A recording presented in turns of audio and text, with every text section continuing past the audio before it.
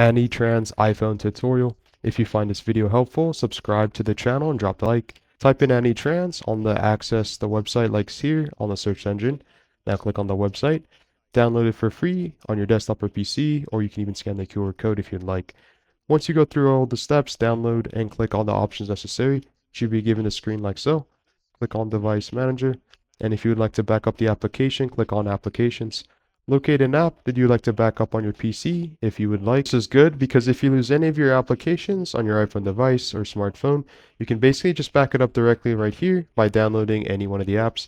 I'm going to click on this app right here, Velocity. I'm going to click on this to PC or to download. Locate where you like to download this file or application, and as you can see, it's currently transferring the app, and it's downloading onto your PC device, and here's the application. Now you will have a free trial version. It's only 3 days, as you can see right here on the screen.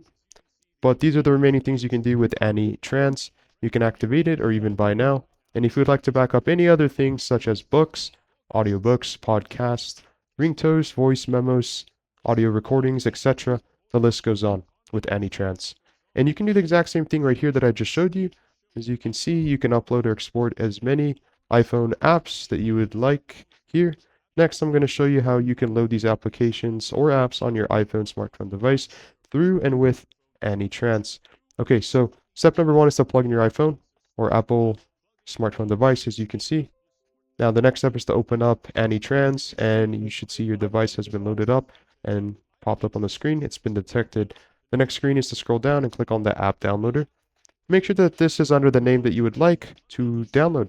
And as you can see, we have 2 apps, which are currently saved right here on the screen. So once app downloader it's been tapped, you want to click on this. We're basically going to add an application on AnyTrans. Choose any one of the apps that you would like to add or download. And once it's the IPA, it's been loaded, click on install to download onto your device.